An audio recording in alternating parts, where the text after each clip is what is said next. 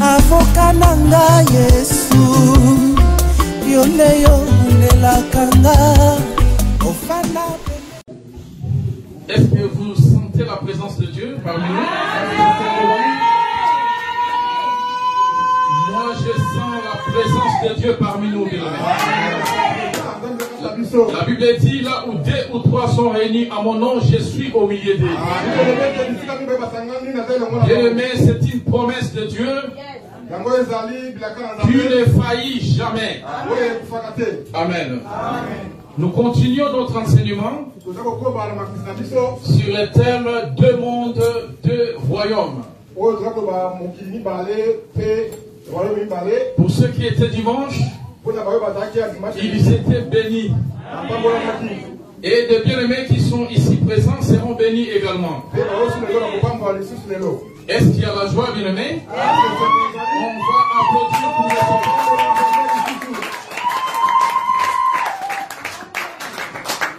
Amen. Je salue la présence de serviteurs de Dieu parmi nous. Il n'est plus là, donc nous avons un docteur parmi nous, le docteur Barwani Anzo.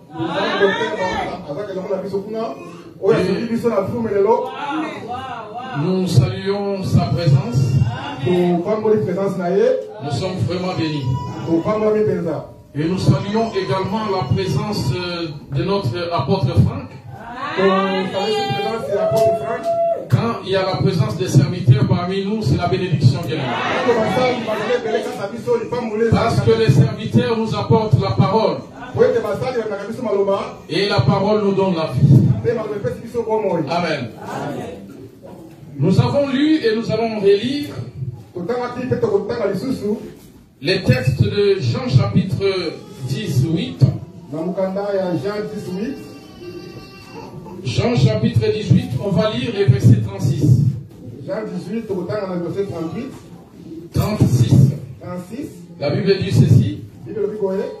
Mon royaume n'est pas de ce monde. Répondit Jésus. Si mon royaume était de ce monde,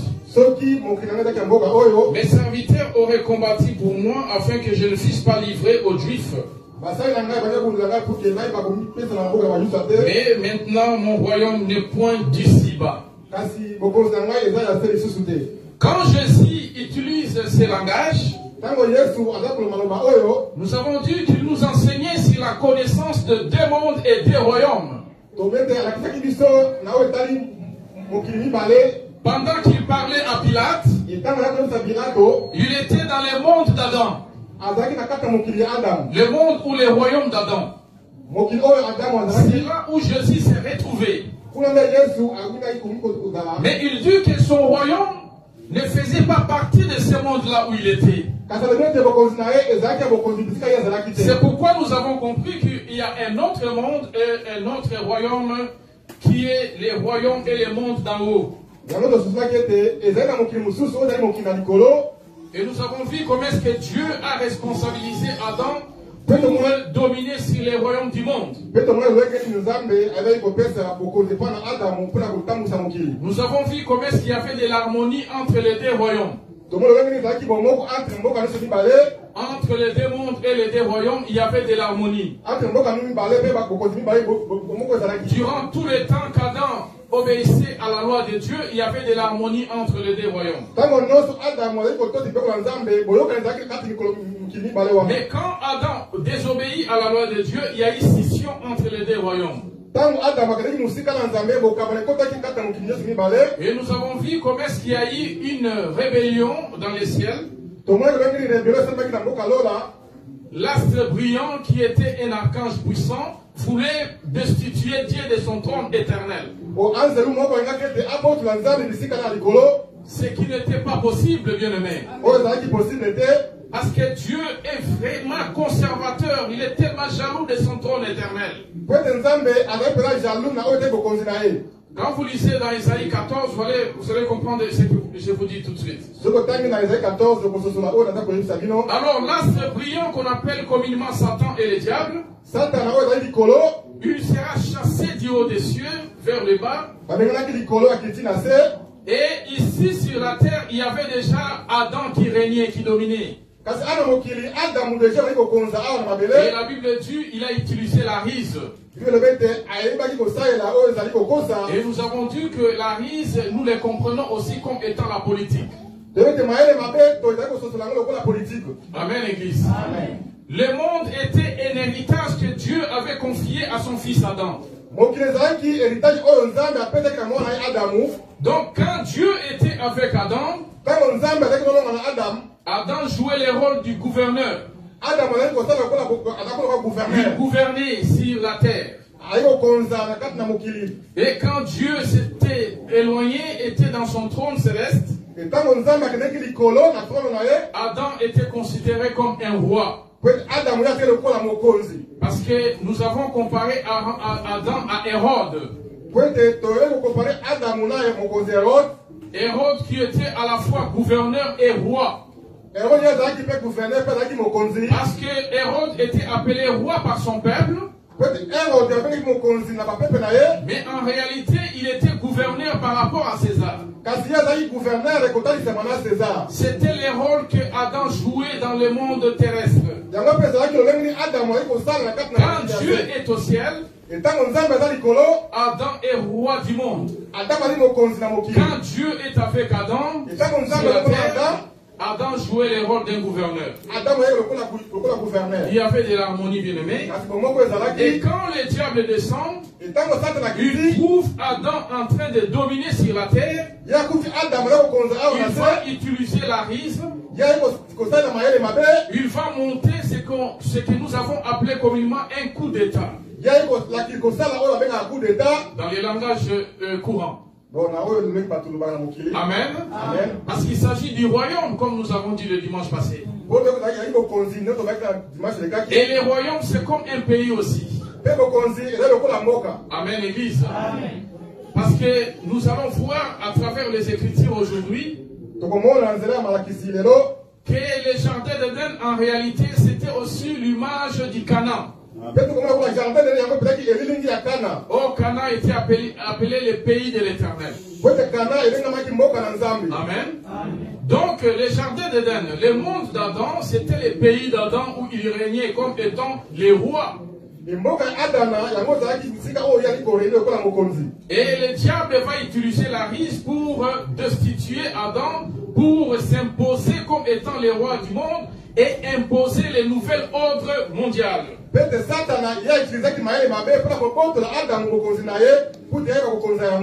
Nous n'allons pas tout répéter ce que nous avions dit le dimanche passé. Vous allez juste suivre la vidéo sur YouTube.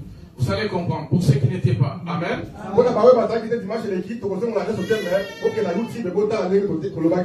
Il y a eu scission entre les deux royaumes. Les royaumes des cieux, bien-aimés, s'est éloigné du royaume de la terre. C'est pourquoi quand vous voyez Jean-Baptiste prêcher la bonne nouvelle, et quand Jésus-Christ vient prêcher la bonne nouvelle pour la première fois sur la terre, il y a l'expression biblique, le royaume des cieux est proche. Parce que par la suite, le royaume des cieux s'était éloigné du royaume du monde. C'est Christ qui apporte la bonne nouvelle. Il va rapprocher une fois encore les deux royaumes. Amen, Église. Amen. Et les royaumes étaient pris en otage. Depuis la chute d'Adam dans les jardins d'Éden, notre monde est pris en otage. C'est lui qui dirige le monde, c'est un imposteur, c'est le diable. Mais nous avons dit que le monde n'appartient pas au diable, bien-aimé. Dieu n'a pas créé le monde d'en bas pour que ce monde soit dirigé par le diable, non. Mais le diable a juste volé le monde d'en bas. Amen, Église. Dans 1 Roi chapitre 21, nous avons comparé Adam à Naboth.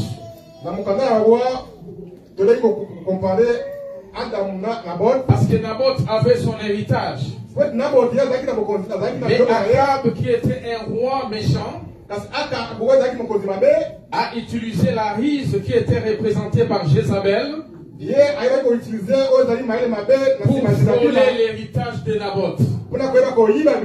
C'était la même chose dans les jardins d'Éden. Le diable, qui est le serpent ancien, a utilisé la rise pour voler l'héritage d'Adam que Dieu lui avait confié. C'est pourquoi nous avons dit, ceux qui dirigent le monde ne leur appartient pas. Amen, Église. Il est vrai que depuis la chute, ce sont eux qui bénéficient des richesses du monde. Ce sont eux qui dominent dans le monde. Mais ils dominent par la rise qui est la politique. Parce que qu'est-ce qui dirige le monde depuis la chute? C'est la politique, bien aimé. Est-ce que vous comprenez ce que je dis? C'est la politique qui dirige le monde. C'est les politiciens qui votent des lois. Ce sont eux qui décident sur l'avenir de l'humanité. Mais ce n'était pas tracé comme ça dans les plans éternels. C'est pourquoi nous avons dit, il viendra un temps où l'Éternel, notre Dieu, va récupérer le monde d'Adam. Et Dieu cherchait quelqu'un parce qu'il ne pouvait pas cohabiter avec un monde déjà occupé par l'imposteur qui est le diable. Il s'était éloigné par la chute, rapproché par la bonne nouvelle qu'a apporté Jésus. Mais il existe toujours la scission entre les deux royaumes. Amen. Et Dieu va trouver Abraham. Amen, Église. Donc, c'est ce que nous allons parler aujourd'hui. Amen, Église. Nous savons que Dieu avait promis à Abraham de lui donner en possession la terre de Canaan. Vous pouvez lire dans Genèse chapitre 12. On peut lire? Genèse chapitre 12. Genèse chapitre 12. Genèse chapitre 12. On peut commencer au premier verset. Si quelqu'un a vu, il peut nous lire. Le premier jusqu'au deuxième, virgule, 10e verset. L'Éternel dit à Abraham,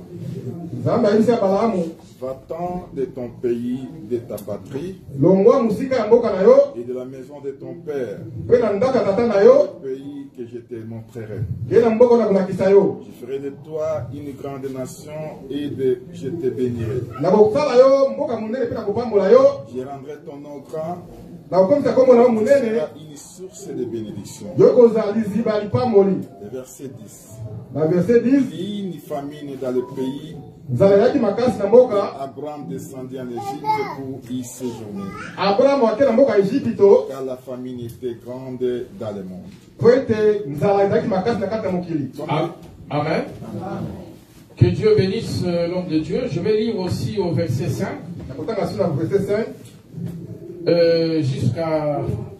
Jusqu'au verset 6. Donc Abraham prit Sarah, sa femme, et l'autre fils de son frère, avec tous les biens qu'ils possédaient et les serviteurs qu'ils avaient acquis à Charan. Ils partirent pour aller dans le pays des Canaan, et ils arrivèrent au pays des Canaan. Abraham parcourut le pays jusqu'au lieu nommé Sichem, jusqu'au champ de Morée. Les Cananéens étaient alors dans le pays. Je vais lire le chapitre 15. Chapitre 15, toujours Genèse. La Genèse. Et là, je vais lire le verset 7. L'Éternel lui dit encore, je suis l'Éternel qui te fait sortir d'Ur en Chaldée pour te donner en possession ces pays. Amen. Amen. Amen, Église. Amen, Église. Amen, bien-aimé. Amen. Ok. Donc, nous allons constater des éléments, bien-aimés. Dieu va promettre Canaan à Abraham. Mais cette promesse avait des volets, bien-aimés. Si vous lisez dans le chapitre 12, Dieu dit qu'il va montrer un pays à Abraham. Donc Abraham a quitté sa terre d'origine pour aller voir un pays. Et dans le chapitre 15, on nous parle de posséder. Donc Dieu va faire une promesse qu'Abraham va voir un pays et va posséder également les pays. Et ce pays, c'est Canaan, bien-aimé. Amen. Lisez dans Joël chapitre 2, verset 3. Nous allons comprendre qu'en réalité, les Canaan que Dieu avait promis à Abraham, c'est le monde d'Adam. Nous allons prendre le premier témoin. Joël chapitre 2, verset 3. La Bible dit ceci. Devant lui est un feu dévorant, et derrière lui une flamme brûlante. Le pays était auparavant comme un jardin d'Éden. Amen, Église. On compare les pays Canaan où se constituaient les royaumes d'Israël comme étant les jardins d'Éden. Amen, Église. Or, nous savons que les jardins d'Éden représentaient la capitale du monde d'Adam. Parce qu'à part les jardins d'Éden, il y avait encore d'autres endroits qui constituaient le monde d'Adam. Mais Adam étant le roi du monde, il avait sa capitale dans les jardins d'Éden. C'est pourquoi nous avons dit quand la capitale chute, c'est le monde entier qui chute, bien aimé. C'est comme dans la réalité actuelle, bien aimé. Quand une capitale chute, c'est le pays entier qui chute, bien aimé. Parce que les institutions d'un pays se focalisent dans la capitale. Amen, Église. C'est pourquoi quand les jardins d'Éden, où se constituait la capitale du royaume d'Adam, chute, c'est le monde entier qui avait chuté.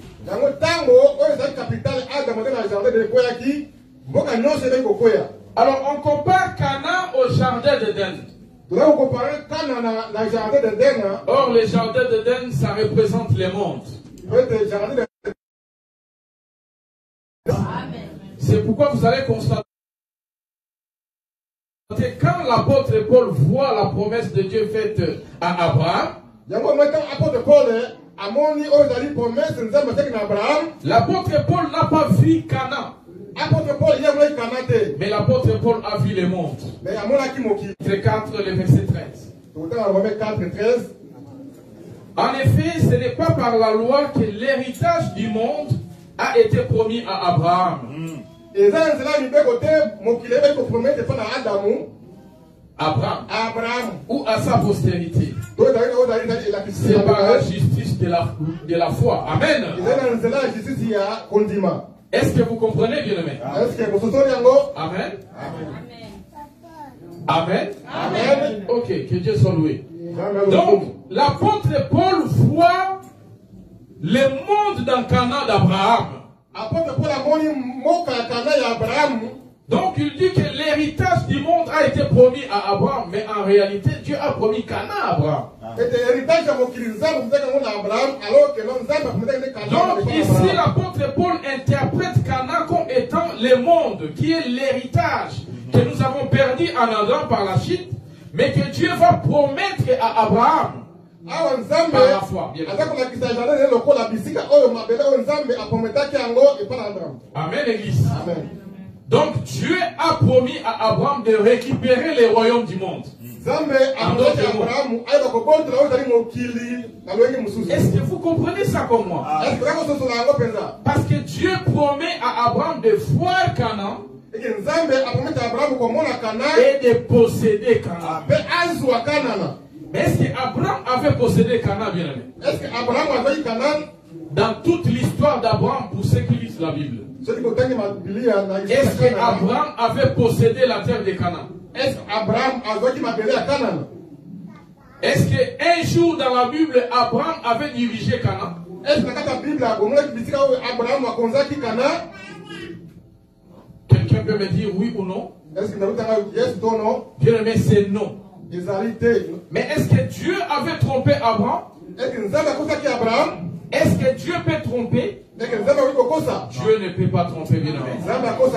C'est pourquoi vous allez voir, l'apôtre Paul a bien précisé. Donc la Bible dit, a été promis à Abraham ou à sa postérité. Amen, Église. Amen.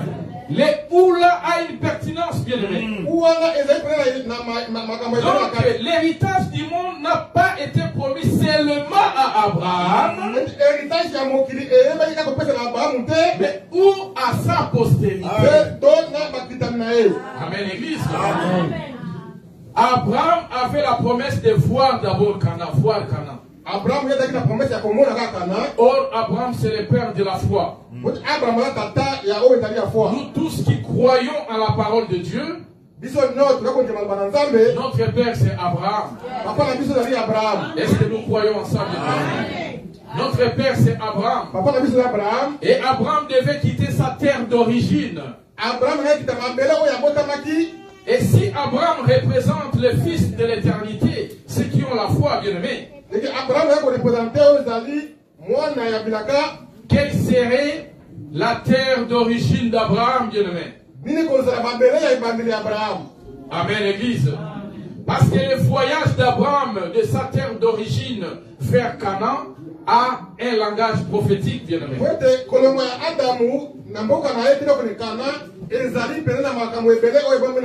Donc la terre d'origine vers Canaan. Abraham devait voyager pour voir Canaan et pour posséder Canaan. Amen, Église. Amen, Église. Abraham devait quitter sa terre d'origine. Or, nous disons qu'Abraham représente tous ceux qui croient en la parole de Dieu.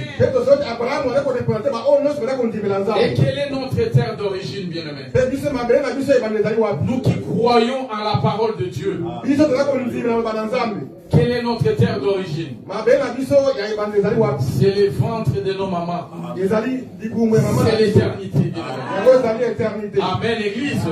Amen, Église. Amen. Donc c'est un voyage de l'éternité vers le temps qui représente Canaan ici. Parce que Canaan c'est le jardin de la capitale du monde, c'est le monde, bien aimé.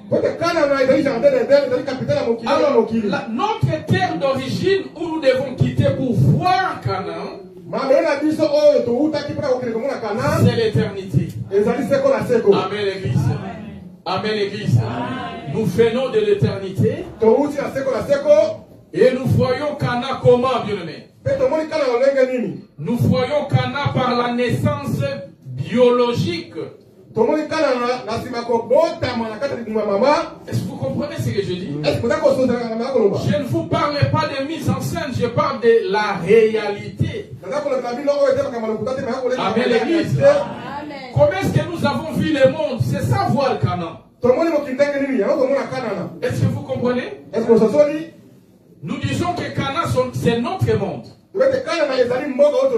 Et Dieu avait promis à Abraham que nous sommes, nous qui croyons en la parole de Dieu, Dieu avait promis de voir Canaan.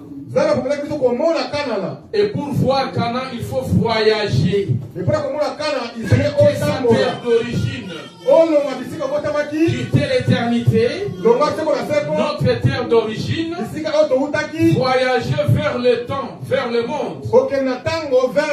C'était en fait ça l'essence prophétique du voyage d'Abraham. Et nous qui représentons aujourd'hui Abraham, comment est-ce que nous avons vu Canaan? C'est par la naissance biologique. Si quelqu'un n'est né pas, il ne peut pas voir le monde. Est-ce que vous comprenez ça? Donc, vous allez remarquer dans Genèse chapitre 12, les versets 5 et 6 que j'avais dit. Effectivement, Abraham est arrivé dans les territoires cananéens. Donc, la première promesse de Dieu était accomplie. Amen, l'église. Nous venons dans le monde par la naissance biologique.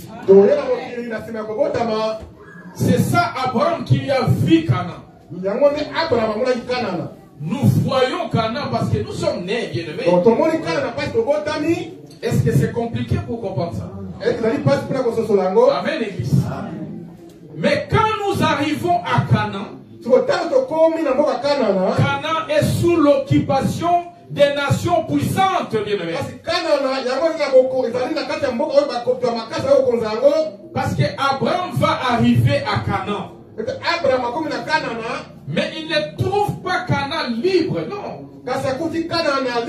Canaan était déjà sous l'occupation. Bien-aimés, nous venons dans le monde par la naissance biologique. Nous trouvons déjà le monde sous l'occupation des nations puissantes qui ont fléchi les genoux devant le diable, l'imposteur qui s'est imposé dans le monde après la chute. Et ce qui est curieux, bien-aimé, Dieu a mis à la disposition d'Abraham aucun arsenal de guerre. Parce que pour posséder Canaan, il faut lutter contre les nations puissantes qui occupaient Canaan et reconquérir Canaan. Ce n'est pas pour rien Paul dit ou à sa postérité. Ceux qui ont les yeux de l'aigle ont vu. Où est-ce que je suis allé? Mais nous y arriverons. Amen, l'église. Donc, bien aimé, donc voilà comment est-ce que nous venons dans le monde, mais nous trouvons le monde déjà sous l'occupation. Abraham n'avait pas une armée puissante pour combattre les nations qui occupaient Canaan et récupérer Canaan, parce que Dieu avait dit, je te donnerai Canaan en possession. Mais tu vas posséder Canaan comment? Parce qu'il y a de puissantes nations qui occupent Canaan. Ces nations ne vont pas céder Canaan comme ça à Abraham, parce que Dieu a dit, loin de là, bien aimé. Donc Abraham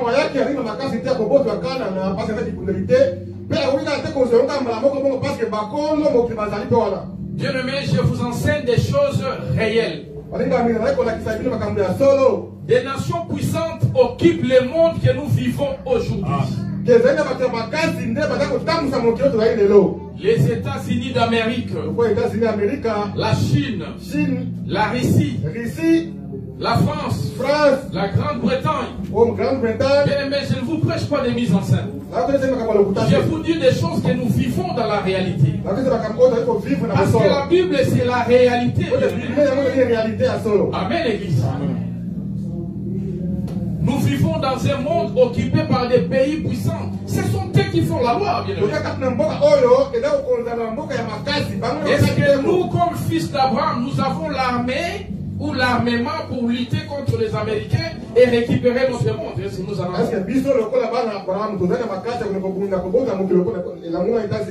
Amen, l'église.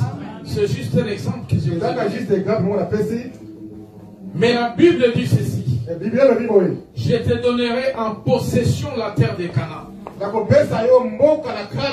Amen. Nous croyons que le monde où nous vivons aujourd'hui, c'est le nôtre, bien-aimé. C'est pourquoi vous verrez que même les règnes de 1000 ans, ce ne sera pas au ciel, c'est sur la terre, bien-aimé. Amen, l'église. Amen, l'église. Est-ce que le règne millénaire, ce sera au ciel?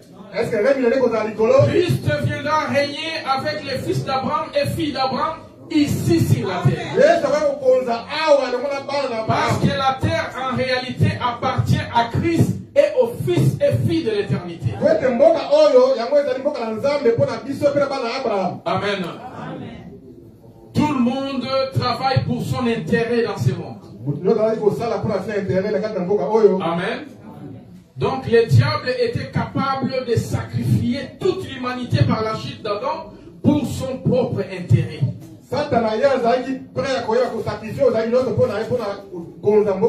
Et les politiciens aujourd'hui sont capables aussi de sacrifier tout un peuple quand ses intérêts sont menacés.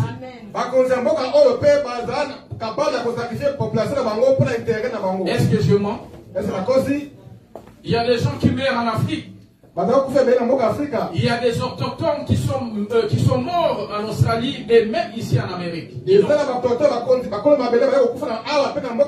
C'est pour les intérêts des politiques, bien-aimés. Donc, c'est ça même la risque du diable, bien-aimé.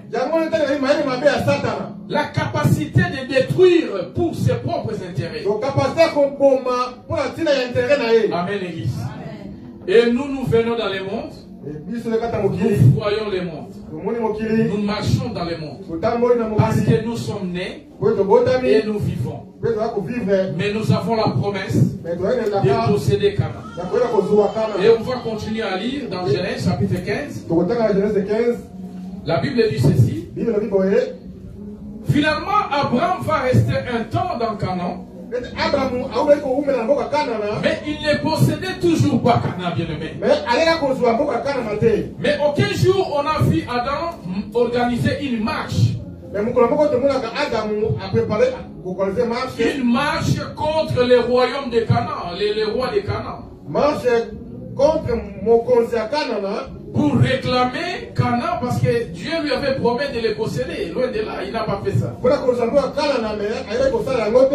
Donc nous aussi les enfants de Dieu, nous n'avons pas mission d'organiser une marche contre les autorités politiques du monde.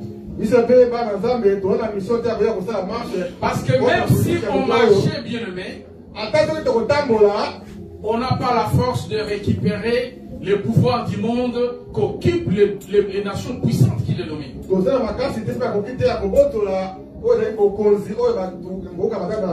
Amen, Église. Amen, Église. Amen.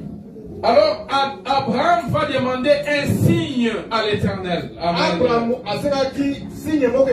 Mais Éternel, ça fait longtemps que je suis dans Canaan. Mais je n'arrive toujours pas à posséder Canaan. Mais quand est-ce que je vais posséder Canaan? Il a demandé un signe à l'Éternel, bien-aimé. Amen. Amen. Amen. Le signe qui va confirmer qu'effectivement Abraham va posséder Canaan. Même si aujourd'hui militairement Abraham est faible, mais la promesse de Dieu ne faillit jamais. Amen, Église. Est-ce que la postérité d'Abraham c'était Isaac? Est-ce que Isaac avait possédé la terre de Canaan? Pour ceux qui lisent la Bible. Est-ce que Isaac avait dominé sur Canaan? Non, bien-aimé. Donc ce n'était pas cette postérité-là qui devait posséder la terre de Canaan. Est-ce que Jacob avait possédé la terre de Canaan? Loin de là, bien-aimé.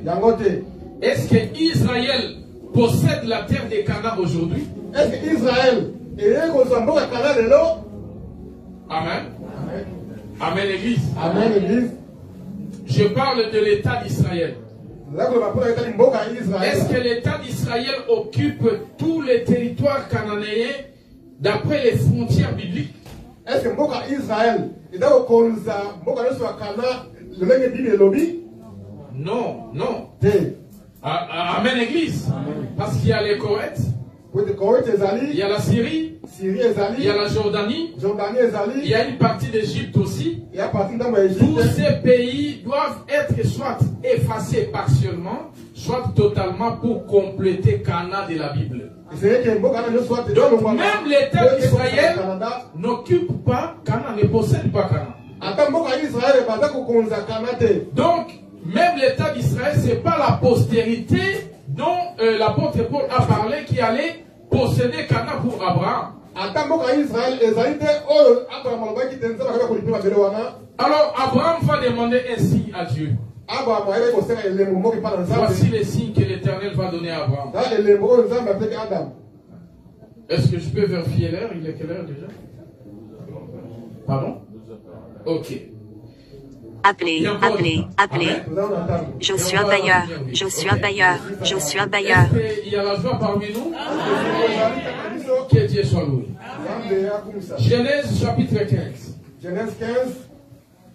Je lis 8e verset. Dans le verset 8. Abraham répondit, donc je commence au verset 7. L'Éternel lui dit encore, suivez-moi très bien. L'Éternel lui dit encore, je suis l'Éternel qui te fait sortir d'Ur en Chaldée pour te donner en possession ces pays, c'est-à-dire Canaan. Amen. Amen. Abraham répondit, Seigneur éternel, à quoi connaîtrai-je que je les posséderai? Donc Abraham voulait un signe qui soit une preuve effectivement cette promesse de posséder Canaan va se réaliser dans sa vie. Et la Bible dit, l'Éternel lui dit, prends une génisse de 3 ans. Une génisse. Donc, un animal. Génisse, je crois, de la famille de bœufs ou des vaches. Si je ne me trompe pas. De bœufs. Voilà. Amen. Amen. Donc, Ngombe, il y a moine. Il y a 3 ans. Ok? Donc, l'Éternel lui dira encore de prendre une chèvre de 3 ans. 3 ans. Et de prendre également un bélier de 3 ans. Ça, j'explique les signes que l'Éternel avait donné à Abraham pour confirmer qu'Abraham va posséder Canaan. Est-ce que vous me suivez? Donc Dieu va demander à Abraham de prendre 3 animaux de 3 ans, plus une colombe et une tourterelle. Colombe et tourterelle. Donc une tourterelle et une jeune colombe.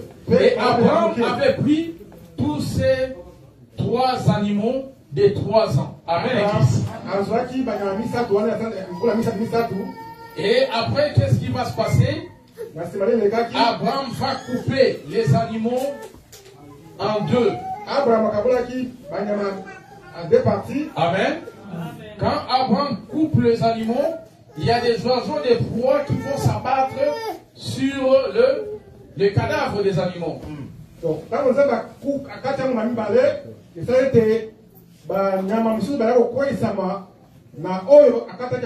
mais Abraham n'a pas coupé la colombe et la tourterelle. Non. Juste la génisse, chèvre, bélier, des 3 ans étaient tous coupés en 2. Les oiseaux des proies vont s'abattre sur les animaux et Abraham va chasser les oiseaux des proies.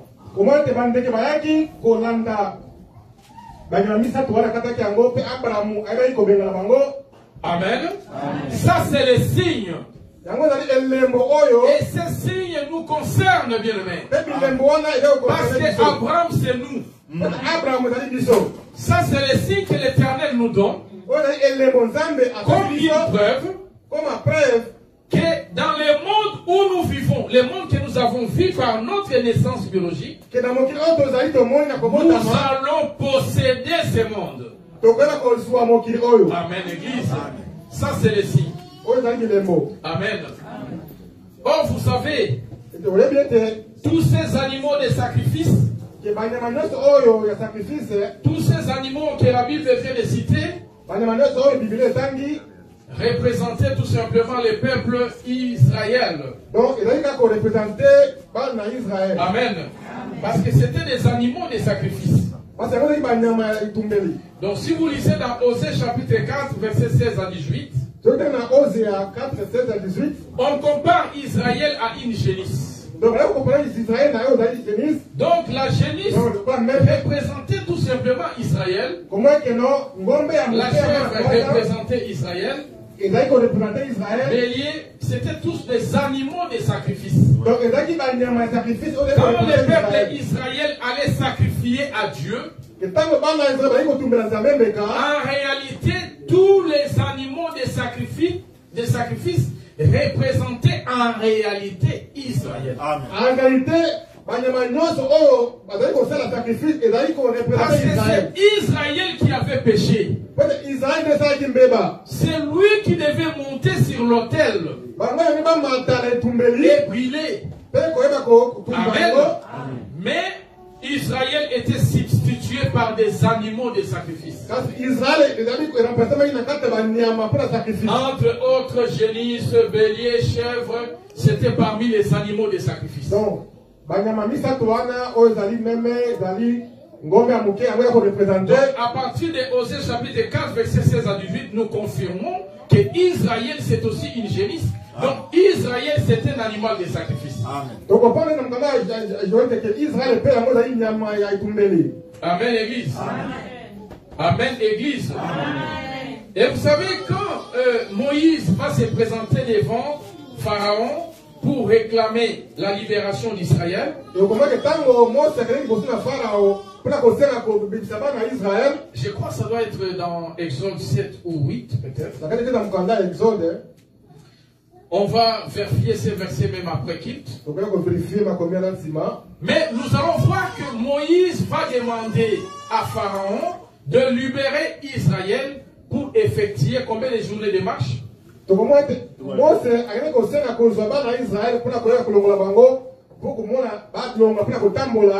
que Israël puisse effectuer 3 journées de marche dans le désert.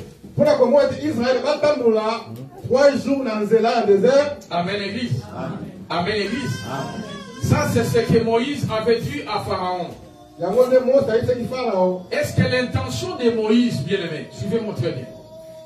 Est-ce que l'intention de Moïse, quand il dit à Pharaon de libérer Israël pour qu'il effectue 3 journées de marche dans le désert, est-ce que dans son intention, c'était juste d'effectuer les 3 journées de marche et puis retourner encore comme des esclaves en Égypte? Est-ce que c'était ça? Non. Donc, les 3 journées de marche, c'était la marche de libération totale du peuple d'Israël. Amen, Église. Amen. Donc, Israël, comme les animaux, va effectuer 3 journées de marche. Amen, Église. Amen. Je vais vous chercher un verset qui dit un jour est égal à 1 an. Donc ça doit être dans Lévitique, je crois. Mais je vais vous donner ça. Je vais écrire ça dans les groupes. Amen. Donc un jour est égal à 1 an. Parce que les bien-aimés sont habitués déjà à un jour est égal à 1000 ans. Amen. Mais un jour dans la Bible, c'est aussi 1 an. Je vais vous donner ce verset. Amen. Amen, Église. Et quand Israël quitte l'Égypte, si vous lisez dans Exode chapitre 12,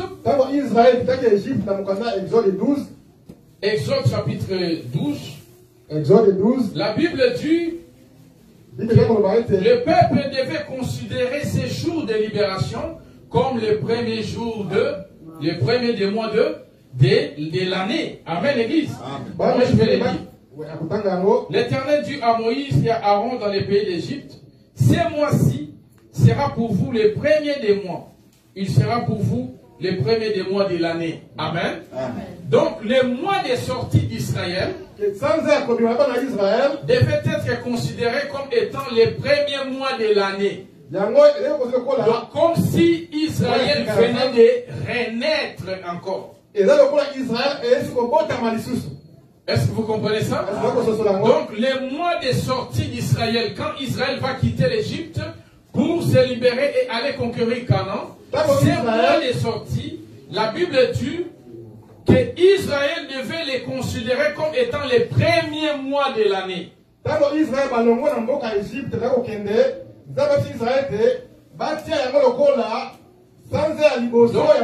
Israël vient de naître. Dans Exode chapitre 12, c'est comme si Israël venait de renaître pour commencer à marcher.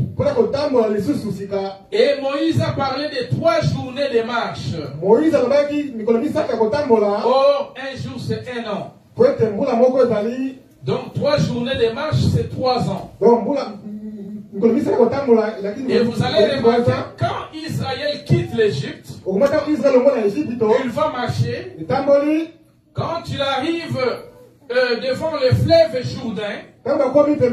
Jourdain, l'animal qui avait totalisé 3 ans, 3 journées de marche, on devait les couper en 2. Amen, Église. Une partie d'Israël est restée au-dessous du Jourdain. Une autre partie est allée au-delà du Jourdain. Donc ce n'est pas toutes les tribus d'Israël qui avaient hérité au-delà du Jourdain. Une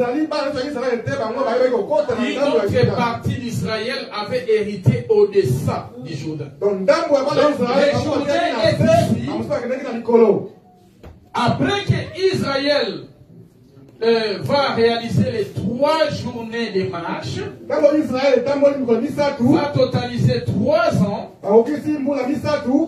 on doit couper Israël en 2. Comme Abraham avait coupé les 2 animaux. Les 3 animaux, j'allais dire. Donc Israël, comme l'animal de sacrifice, sera coupé en 2. Ça, c'est le fleuve Jourdain. Il y a des tribus, quelques tribus avaient hérité au-dessus du Jourdain et d'autres tribus au-delà du Jourdain. Donc l'animal était coupé en 2. Et Israël avait possédé Canaan. Mais c'était juste un signe. Parce que quand vous voyez très bien, il y a eu des oiseaux de proie qui s'étaient abattus sur le cadavre des animaux. Ce sont des nations puissantes qui ont persécuté le peuple d'Israël. Amen, Église. Donc Israël, si vous vérifiez l'histoire d'Israël, il est parti en déportation en déportation. En Assyrie, en Babylone. Donc Israël n'était pas un peuple stable dans Canaan.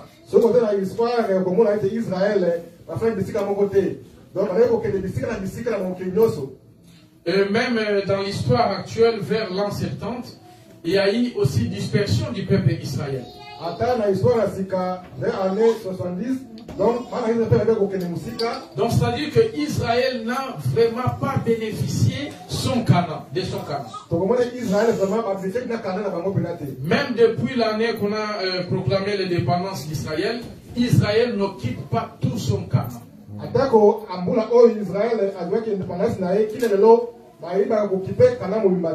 Donc, mais la présence d'Israël dans Canaan, c'est un signe pour nous que nous allons posséder Canaan. Donc le fait que nous ayons un État d'Israël, c'est un signe pour nous. Amen, Église. Que nous allons posséder Canaan, parce que Canaan en réalité c'est le monde. Canaan en réalité c'est la capitale du monde. Et c'est dans cette capitale où nous avons vu par exemple après la chute, l'Éternel venait parler à Abraham.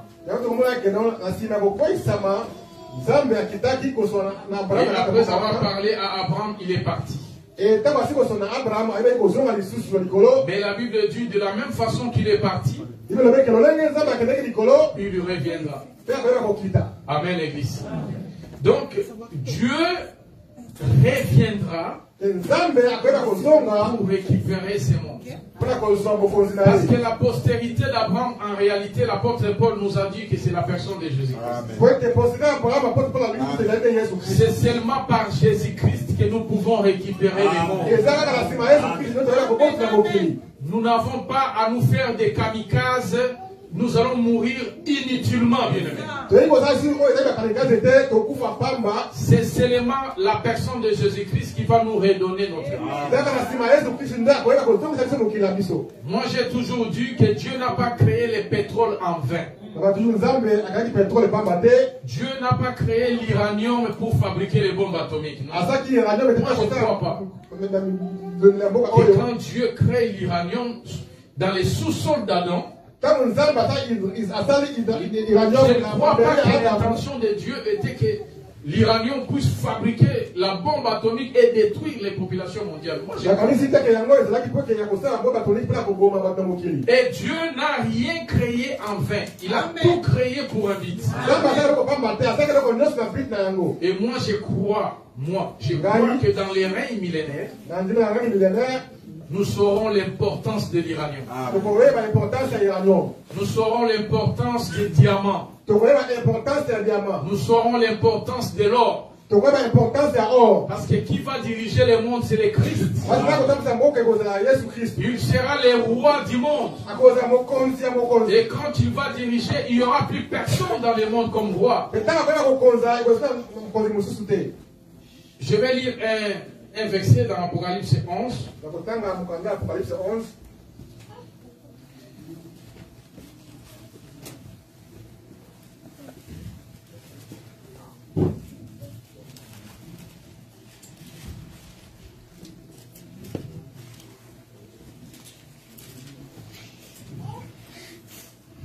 Je vais vérifier ces versets.